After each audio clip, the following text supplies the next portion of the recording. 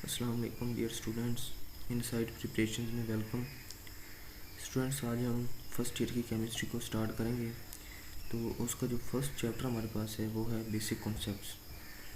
यानी कि केमिस्ट्री को स्टडी करने के लिए, उसको अंडरस्टैंड करने के लिए बेसिक कॉन्सेप्ट्स का आना बहुत ज़्यादा ज़रूरी है। तो आज हम केमिस्ट्री के चंद बेसिक कॉन्सेप्ट्स को पढ़ेंगे और उनको समझेंगे। तो फर्स्ट ऑफ ऑल, केमिस्ट्री है क्या? What is chemistry? The branch of science which deals with the study of structure of matter, composition of matter, properties of matter, changes in matter and laws and principles which govern these changes is called chemistry। यानी कि science की वो branch जिसमें हम matter की structure, उसकी composition, उसकी properties और उसमें जो चेंजेस के लॉज हैं और प्रिंसिपल्स हैं उनको डिस्कस करते हैं। तो केमिस्ट्री की डिफरेंट ब्रांचेस हैं जिनमें physical chemistry, organic chemistry, inorganic chemistry, biochemistry, analytical chemistry और इंडस्ट्रियल केमिस्ट्री एक्सेट्रा। तो इन ब्रांचेस को हम आगे जाकर पढ़ेंगे। बहरहाल यहाँ तक केमिस्ट्री की डेफिनेशन क्या है और उसकी मेन ब्रांचेस, इनको ही हम डिस्कस करते हैं। तो केमिस्ट्री की समझ आ गई कि मैटर की स्ट्रक्चर, उसकी कंपोजिशन, उसकी प्रॉपर्टीज़ वगैरह को डिस्कस करते हैं और साथ में इसकी कुछ ब्रांचेस हैं। उसके बाद हम देखते हैं कि एटम क्या है। What is atom? Atom the smallest particle of an element which may or may not exist independently and can take part in chemical reaction is called atom. यानी कि किसी भी एलिमेंट का स्मॉलेस्ट पार्टिकल जो chemical reaction में हिस्सा ले, और उसकी एग्जिस्टेंस पर अगर बात करें तो कुछ जो हैं वो इंडिपेंडेंटली एग्जिस्ट कर रहे होते हैं और कुछ एग्जिस्ट नहीं करते। अगर हम इनकी एग्जांपल को देखें तो helium, neon, argon, nitrogen, oxygen and sulphur. इनमें एटम्स जैसा कि हाइड्रोजन, ऑक्सीजन और नाइट्रोजन जो हैं ये इंडिपेंडेंटली एग्जिस्ट नहीं करते, बल्कि ये मॉलिक्यूल्स की शक्ल में एग्जिस्ट करते हैं। जैसे कि हाइड्रोजन जो है वो H2 की शक्ल में एग्जिस्ट करेगा, H2, और ऑक्सीजन जो है इस तरीके से O2, नाइट्रोजन N2 की शक्ल में, मॉलिक्यूलर शक्ल में एग्जिस्ट करते हैं। और जबकि दूसरे जो हाईली स्टेबल एलिमेंट्स हैं जैसा कि हीलियम, नियॉन, आर्गन, तो ये एलिमेंटल शक्ल में, एटॉमिक शक्ल में जो है वो एग्जिस्ट करते हैं। उसके बाद देखते हैं कॉन्सेप्ट ऑफ एटम, कि एटम की डिस्कवरी, इसकी नेमिंग और इस चीज़ों को डिस्कस करेंगे। तो फर्स्ट ऑफ ऑल है जी, long time ago it was believed that matter is made up of simple individual particles. यानी कि पहले वक्तों में ये ख्याल किया जाता था कि मैटर जो है वो छोटे इंडिविजुअल पार्टिकल पर मुश्तमिल है, और ये ख्याल जो है वो पेश किया गया ग्रीक फिलोसफर्स की तरफ से। उन्होंने कहा कि matter could be divided into smaller and smaller particles to reach basic unit which could not be further divided. कि मैटर जो है वो इन छोटे छोटे पार्टिकल पर मुश्तमिल होता है जो मज़ीद तकसीम नहीं हो सकते। तो डेमोक्राइटस जब आए तो उन्होंने इन इंडिविजुअल पार्टिकल्स को एटम का नाम दिया। यानी कि ये जो छोटे पार्टिकल हैं जिनसे मैटर बना हुआ है, तो इनको डिवाइड नहीं किया जा सकता, तो उनका नाम इसने एटम रखा। एटम वर्ड एटमोस से निकला है, जिसके मैनी है इंडिविजिबल, यानी कि नाकाबिल तकसीम।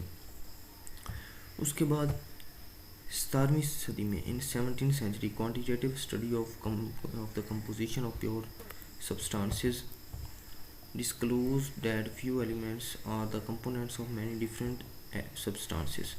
It was also investigated how elements combine to form compounds and how compounds would be broken down to their constituent elements. इनके 17वीं सदी में ये स्टडी की गई कि डिफरेंट जो कंपाउंड्स होते हैं वो डिफरेंट एलिमेंट्स से बने होते हैं, और इसके साथ ये स्टडी किया गया कि किस तरह से एलिमेंट्स आपस में मिलते हैं और कंपाउंड बनाते हैं, और किस तरह से कंपाउंड जो हैं वो ब्रेक डाउन होते हैं एलिमेंट्स में। इसके बाद जॉन डाल्टन ने क्या किया कि उसने ये रिकग्नाइज़ किया कि all matter is composed of atoms of different elements which differ in their properties। कि जो मैटर है तमाम का तमाम वो तो एलिमेंट्स से बना हुआ है, ठीक है। लेकिन डिफरेंट मैटर में अगर डिफरेंट चीज़ों को हम देखें तो उनमें एलिमेंट्स की जो एटम है वो डिफ़र होते हैं, ठीक है। उनकी प्रॉपर्टीज़ डिफ़र होते हैं, जिस वजह से एक चीज़ जो है वो दूसरी चीज़ से डिफ़र कर रही होती है, लेकिन सारा मैटर जो है वो एलिमेंट से ही बना हुआ है। The modern researchers have clearly shown that an atom is further composed of subatomic particles जैसे कि electron, proton, neutron, hyperon, neutrino, antineutrino, etc. More than 100 fundamental particles are thought to exist in an atom. Modern researchers ने clear किया कि atom जो है वो indivisible नहीं है, उसको मज़ीद छोटे पार्टिकल्स जैसे कि इलेक्ट्रॉन है, प्रोटॉन, न्यूट्रॉन, हाइप्रोन, न्यूट्रिनो पर मुश्तमिल होता। तो इनको जो है वो इंडिविजिबल का जो आइडिया था वो यहाँ पर कैंसिल हो गया, फेल हो गया, और ये समझा गया कि एटम जो है वो मज़ीद सब एटॉमिक पार्टिकल्स पर मुश्तमिल है। तो इनकी डिस्कवरी और इनके जो है वो किस तरह से एटॉमिक मॉडल्स नेक्स्ट जो हम डिस्कस करेंगे इस वाले से, तो यहाँ तक के लिए हम इतना रखेंगे। उसके बाद हमारे पास है जी Berzelius. Swedish chemist Berzelius determined the atomic masses of elements, and a number of its values are close to the modern values. Berzelius also developed a system of giving element a symbol. बेrzelius का जो main काम था वो ये था कि उन्होंने atoms को एटॉमिक मासेस अलाट की और साथ ही उनको सिंबल्स देने का जो सिस्टम है वो डेवलप किया, ठीक है। तो ये मेन काम था जैबरजीलियस का कि अगर आज हम देखें पीरियोडिक टेबल को तो उसमें हर एलिमेंट जो है उसका एक स्पेसिफिक एटॉमिक मास है और उसका स्पेसिफिक सिंबल है। तो ये सिस्टम जो है ये डेवलप हुआ जैबरजीलियस से। उसके बाद evidence of atom. Atom is very small particle, it is impossible to see an atom but the evidence of an atom can be seen by following ways. देखिए एटम जो है वो इंतहाई छोटा पार्टिकल है, उसको हम आम आँख से नहीं देख सकते।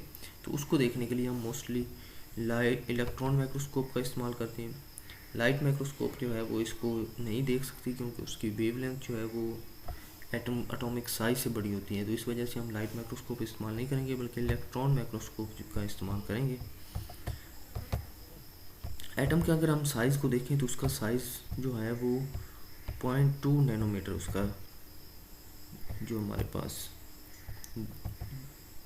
डायमीटर है तो वो हमारे पास 0.2 नैनोमीटर है। और जो लाइट माइक्रोस्कोप है उसकी जो रेजोल्यूशन होती है, उसकी वेवलेंथ जो होती है वो 500 नैनोमीटर है। तो ये उससे ज़्यादा, इस वजह से ये नहीं देख सकती। तो हम क्या करेंगे कि हम इलेक्ट्रॉन माइक्रोस्कोप का इस्तेमाल करेंगे जिसकी वेवलेंथ जो है वो इंतहाई कम होती है और ये एटम्स को डिफ्रेंशिएट कर सकती है।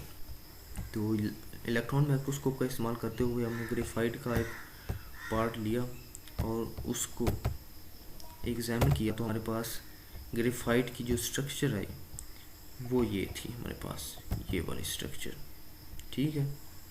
तो इस स्ट्रक्चर में ये जो वाइट लेयर्स है हमारे पास, ये वाली वाइट लेयर्स, इसमें क्या है कि ये कार्बन के एटम्स हैं, लेयर्स की शक्ल में होते हैं ग्रेफाइट में। तो ये लेयर जो है वो कार्बन एटम्स की है और ये जो साथ इसके ब्लैक लेयर आ रही है, ये वाली ब्लैक लेयर, तो ये कार्बन एटम्स के दरमियान जो स्पेसेस हैं उनको दिखा रही है इलेक्ट्रॉन माइक्रोस्कोप, ठीक है। तो इस तरीके से, लेकिन ये यहाँ पर बहुत बड़ा है। अगर हम उसको कंसीडर करें एटम को तो हमारे पास जो एक डॉट होता है, ये देखिए मैंने एक डॉट लगाया, इन डॉट्स में एक डॉट जो है वो ऑलमोस्ट 2 मिलियन एटम्स पर के साइज़ के इक्वल होता है। तो ये देखें इलेक्ट्रॉन माइक्रोस्कोप किस तरह से हमें जो है वो इंतहाई लार्ज साइज में जो है वो दिखा रही है। उसके बाद सेकंड जो मेथड है वो है एक्सरेज। एक्सरेज के ज़रिए भी हम इसको डिटरमिन कर सकते हैं। X ray analysis have shown that diameter of atoms are of order 2 multiply 10⁻⁻10 metre which is about 0.2 nanometre. यानी कि एटम का जो डायमीटर है जब एक्स रेज से डिटरमिन किया गया तो ये 0.2 नैनोमीटर है।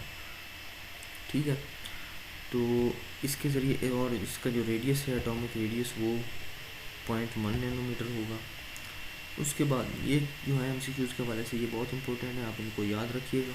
उसके बाद एटॉमिक मैसेज की अगर बात करें तो एटम का जो मैस है वो भी इंतहाई कम होता है as compare to other things. Atomic mass of atoms ranges from 10⁻⁻27 to 10⁻⁻25 kg. They are all expressed in atomic mass unit, where one atomic mass unit equal to 1.66 10⁻⁻27 kilogram.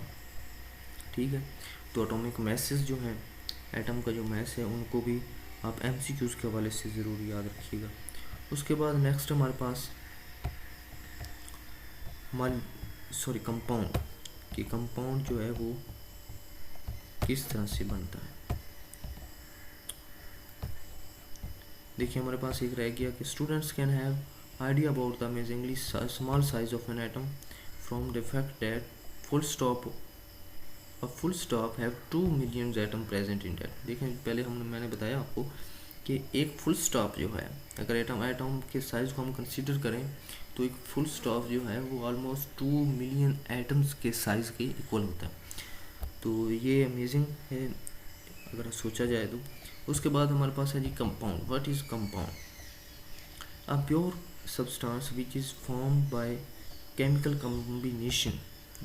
combination of two or more than two different elements in a fixed ratio by mass is called compound।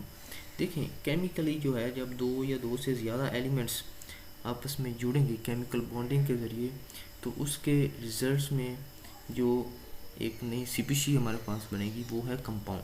ठीक है, लेकिन उनकी वो एक proper fix ratio में होंगे। इस तरीके से नहीं हो सकता कि हम जो है जिस मर्जी एलिमेंट्स को आपस में मिला दें, नहीं, बल्कि एक केमिकल कम्बिनेशन होगा, एक प्रॉपर रेशो के साथ आपस में मिलेंगे तो उसके कॉन्सिक्वेंसेस जो हैं वो कंपाउंड होगा। Compound is always homogeneous. components of a compound cannot be separated easily by physical methods। For example water is a compound.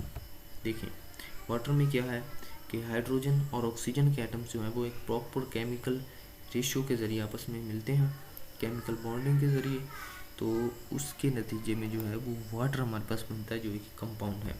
और अदर इसकी एग्जांपल देखें तो हमारे पास अमोनिया है, NaCl है, H2SO4 है, NaOH एट्सेट्रा। तो ये हमारे पास कंपाउंड है। अगर कंपाउंड्स की टाइप्स को देखें तो 2 main types of compounds there are. Okay, तो फर्स्ट हमारे पास है जी आयनिक कंपाउंड्स। आयनिक कंपाउंड्स क्या हैं? ऐसे कंपाउंड्स जो जिनमें जो आयनिक बॉन्ड के ज़रिए जो है वो बने हों। देखिए कंसिस्ट ऑफ आयन्स, दो डिफरेंट आयन्स हैं जैसा कि सोडियम कैटाइन है और साथ में हमारे पास क्लोरीन एनाइन है। तो वो जो आपस में मिलेंगे तो वो सोडियम क्लोराइड बनाएंगे, ये एक आयनिक कंपाउंड होगा। इस तरीके से कैल्शियम क्लोराइड जो है वो आयनिक कंपाउंड है, यानी कि ये आयन्स पर मुश्तमिल होते हैं। और सेकंड हमारे पास है ये मॉलिक्यूलर कंपाउंड्स जो कि आयन्स पर नहीं बल्कि मॉलिक्यूल्स पर मुश्तमिल होते हैं। ये मोस्टली कोवलेंट कंपाउंड्स होते हैं जैसे कि NH3 है, H2O है, ग्लूकोज है, इस तरीके से। तो ये जो हमारा फर्स्ट लेक्चर था वो कंप्लीट हुआ। इसमें हमने स्टडी किया कि what is chemistry, what is atom की जो बैकग्राउंड था उसको स्टडी किया। उसके बाद हमने एटॉमिक मैस, एटॉमिक रेडियस और उनको डिटरमिन करने के जो तरीके हैं उनको स्टडी किया। उसके बाद हमने कंपाउंड कि व्हाट इज़ कंपाउंड इसको स्टडी किया। तो नेक्स्ट लेक्चर में इंशाल्लाह हम मॉलिक्यूल और उससे नेक्स्ट के जो बेसिक कॉन्सेप्ट्स हैं उनको डिस्कस करेंगे। तो स्टूडेंट्स आज के लिए इतना ही, और अगर आपको लेक्चर अच्छे लगे तो चैनल को लाइक और सब्सक्राइब ज़रूर करें और अपने दोस्तों के साथ शेयर करें। शुक्रिया, थैंक यू वेरी मच।